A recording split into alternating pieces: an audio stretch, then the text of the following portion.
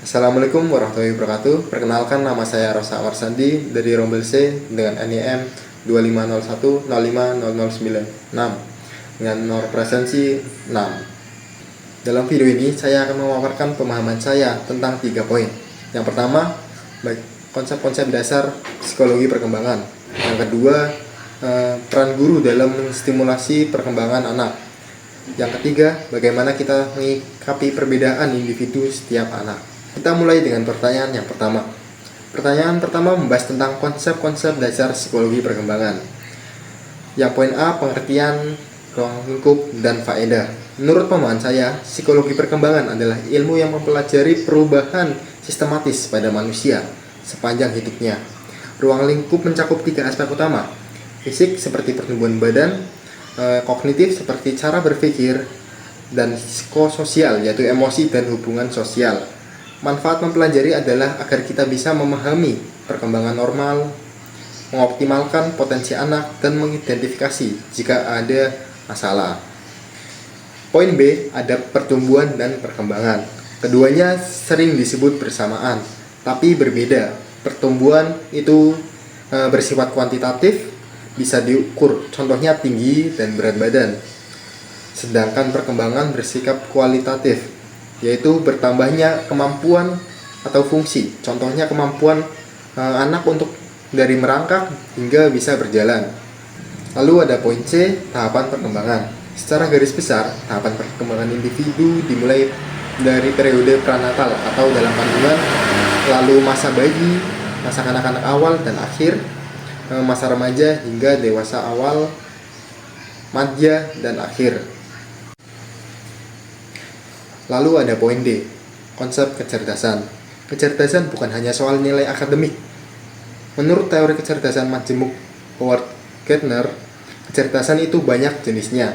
Ada kecerdasan bahasa, logika matematika, musik, gerak tubuh, spasial, sosial, dan lain-lain. Setiap anak punya kombinasi kecerdasan yang unik. Dan terakhir ada poin E, perkembangan kognitif dan bahasa. Perkembangan kognitif adalah tentang bagaimana kemampuan berpikir dan berkembang. Menurut Jean Piaget, tahapannya ada 4. Yang pertama, sensori motor. Yang kedua, praoperasional. Yang ketiga, operasional konkret. Dan yang terakhir, operasional formal. Perkembangan bahasa kaitannya erat dengan ini. Dimulai dari mengoceh, 1 kata, 2 kata, hingga bisa menyusun kalimat yang kompleks. Sekarang kita masuk ke pertanyaan kedua. Apa upaya yang bisa dilakukan guru untuk menstimulasi perkembangan murid? Menurut saya, upaya ini bisa dilakukan dalam kelas maupun luar kelas. Di dalam kelas, guru bisa menggunakan metode belajar yang interaktif seperti game atau teka-teki. Mengadakan diskusi kelompok juga sangat bagus untuk melatih anak berpendapat.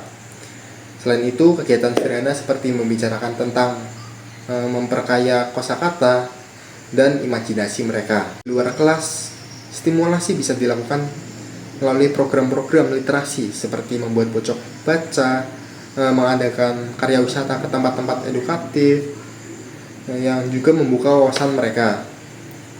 Dan tentunya mendukung kegiatan-kegiatan ekstrakurikuler seperti drama atau klub menulis, bisa mengasah kemampuan bahasa dan kepercayaan diri siswa. Yang pertama, kita harus pahami dan terima bahwa setiap anak itu berbeda. Perbedaan adalah hal yang wajar. Yang kedua, hindari melabeli. Jangan pernah menjuluki anak bodoh atau pintar, karena itu akan mempengaruhi cara mereka memandang diri sendiri. Yang ketiga, ciptakan lingkungan yang inklusif, di mana semua anak merasa diterima dan dihargai. Yang keempat, sebagai calon pendidik, kita harus fokus pada proses dan usaha anak, bukan hanya pada hasil akhirnya. Apresiasi sekecil apapun kemajuan yang mereka lakukan. Demikian pemaparan jawaban dari saya. Kesimpulannya, memahami setiap tahap dan aspek perkembangan sangatlah krusial bagi kita, terutama bagi calon pendidik, agar dapat menciptakan lingkungan belajar yang mendukung bagi setiap anak yang unik. Terima kasih atas perhatiannya. Mohon maaf apabila ada kekurangan. Wabillahi taufiq wal hidayah. Wassalamualaikum warahmatullahi wabarakatuh.